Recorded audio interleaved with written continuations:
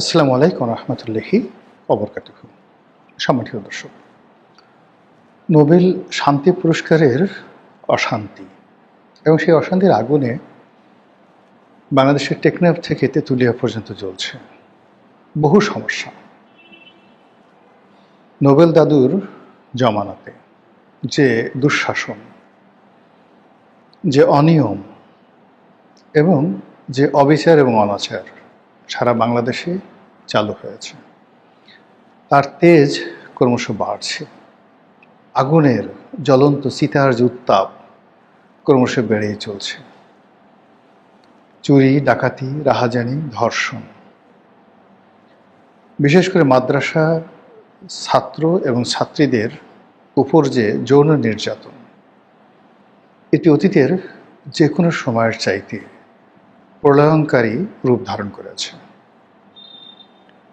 মানুষের অপরাধ করার মন এবং মানসিকতা যে কোন পর্যায়ে গিয়ে পৌঁছে গেছে। অতি সম্প্রতি গাজীপুরের যে কাপাসিয়া, সেখানে স্বামীর হাতে তার সন্তান, সন্ততি, স্ত্রী এবং আরও একজন স্ত্রীর আত্মীয়, মোট ৫ জন যেভাবে খুন হয়েছেন, তারপর খুনি যেভাবে স্বীকারোক্তি দিয়েছে,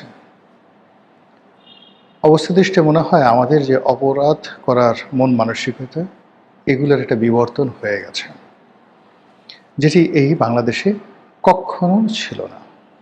বাজারে জিনিসপত্রের দাম হু হু করে বাড়ছে, টাকার অবমূল্যায়ন হচ্ছে।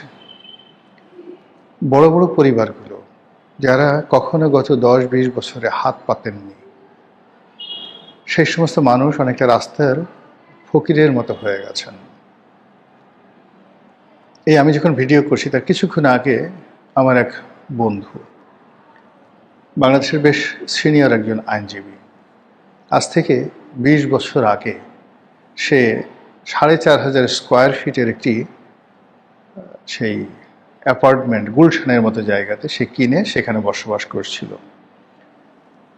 সে যখন গাড়ি কিনেছে তখন থেকে সবসময় তার ২ থেকে ৩টে গাড়ি থাকে, অত্যন্ত সিনিয়র অ্যাডভোকেট। এই সময়টাতে তার সংসার চলছে না। তার এই যে একটা পুরনো অ্যাপার্টমেন্ট কেনার জন্য, মানে তার এই বর্তমান অ্যাপার্টমেন্ট যেটি আছে এটি বিক্রি করে সে কম মূল্যের একটি অ্যাপার্টমেন্ট কেনার জন্য একটি কোম্পানিকে টাকা দিয়েছে উত্তরাতে, গুলশান ছেড়ে সে উত্তরাতে যাবে।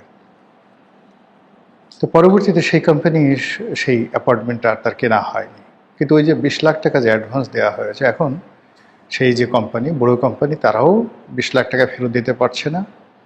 আর সেই যে ভদ্রলোক, সে তার নিজের অ্যাপার্টমেন্ট যেটা বিক্রি করতে চেয়েছিল সেটাও বিক্রি করতে পারছে না। তার স্ত্রী চাকরি করতেন, সেখান থেকে প্রভিডেন্ট ফান্ডের টাকা নিয়ে সে এই ২০ লাখ টাকা দিয়েছিল।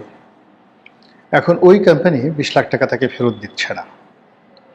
ফলে এই কুরবানির সামনে, কুরবানি করবে, অফিসের স্টাফদের বেতন দেবে, সংসার চালাবে, একেবারে অসম্ভব হয়ে পড়েছে। একটি ভদ্রলোকের যদি কান্না করার সুযোগ থাকতো তাহলে তিনি এই অর্থনৈতিক দুরবস্থার কারণে চিৎকার করে কাঁদতেন। আমাদের দেশের কিশোর অপরাধ কোন পর্যায়ে চলে গেছে যদি বুঝতে চান, একটু বাংলাদেশে যে অপরাধ প্রবণ যে এলাকাগুলো রয়েছে, জেলাগুলো রয়েছে, সেখানে যান। ময়মনসিংহের গফরগাঁয়ে যান, সায়দাবাদ, নারায়ণগঞ্জ, ফেনী সদর, কক্সবাজার, চট্টগ্রামের রাউজান, ফটিকছড়ি, এরপর ঢাকা শহরের মোহাম্মদপুর, টঙ্গী, গাজীপুর, তারপর সাইনবোর্ড, এরপর সায়দাবাদ, যাত্রাবাড়ি, এই এলাকাগুলোতে গিয়ে যারা বসবাস করে শান্তিপ্রিয় মানুষ, তাদের বুকের মধ্যে ডাক্তার যে যন্ত্রটা ধরে, স্টেথোস্কোপ, ওটা একটু ধরে দেখেন যে ওই হৃদয়ের মধ্যে কিভাবে অভাব, হাহাকার, নিরাপত্তাহীনতা, এলাকার সন্ত্রাসের যে বিস্তার কিভাবে ঘটেছে। আর যদি এই পাড়া মহল্লার সিসকে সন্ত্রাসীদেরকে বাদ দিয়ে আপনি যদি গডফাদারদের খোঁজখবর রাখতে চান, আন্ডারওয়ার্ল্ডের ডন, তাহলে আপনি কলাবাগান যান, নিউ মার্কেট, মুরগিপট্টি, ধানমন্ডি, এরপর জিগাতলা, গাবতলী,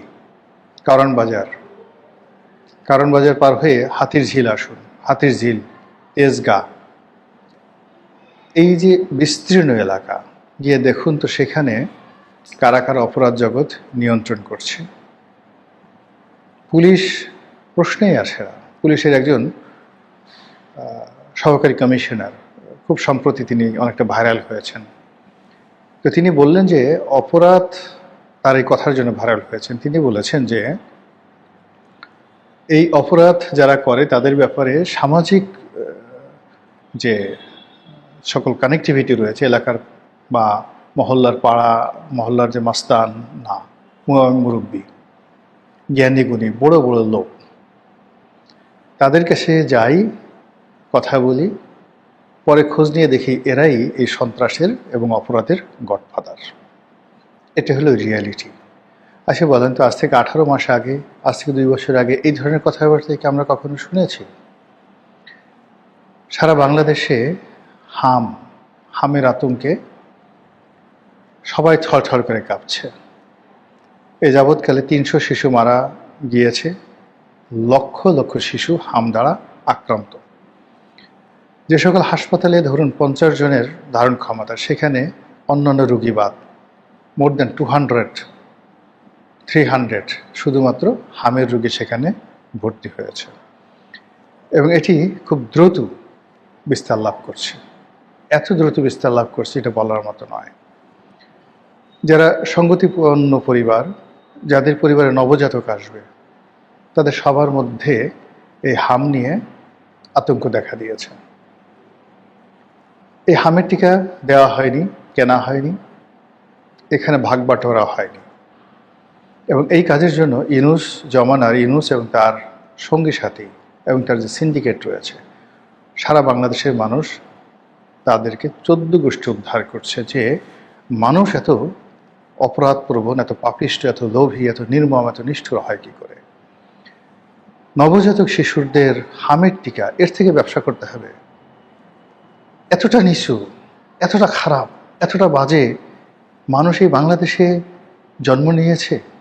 মোহাম্মদী বেগ, মিরন, মানে মীর জাফরের ছেলে মিরন এবং মোহাম্মদী বেগ যে সিরাজউদ্দৌলাকে হত্যা করেছিল, আমরা মনে করি যে এরা ইতিহাসে নিষ্ঠুরতম ব্যক্তিত্ব, কিন্তু এবার হামিদ টিকার কেলেঙ্কারির সাথে যারা জড়িত, এদের কুকর্ম, এদের মন মানসিকতা, এত ইবলিস ফেল, ইবলিস আত্মহত্যা করবে এদের দেখলে।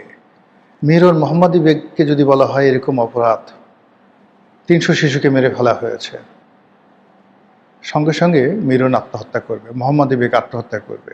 এমনকি সীমার, যে ইমাম হোসেন রাদিয়াল্লাহু তাআলা আনহুর গলায় ছুরি চালিয়েছিল, সেই সীমার বিষ খেয়ে মরবে, গলায় দড়ি দিয়ে মরবে, যে আমার চেয়েও নিষ্ঠুর মানুষ পৃথিবীতে আছে।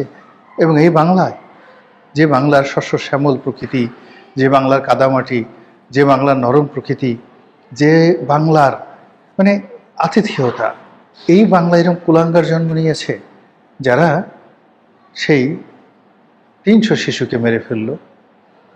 আমরা আইএমএ জাহিলিয়াতের কথা বলি, আরবে নারী শিশুদেরকে হত্যা করা হতো, জীবন্ত কবর দেওয়া হতো।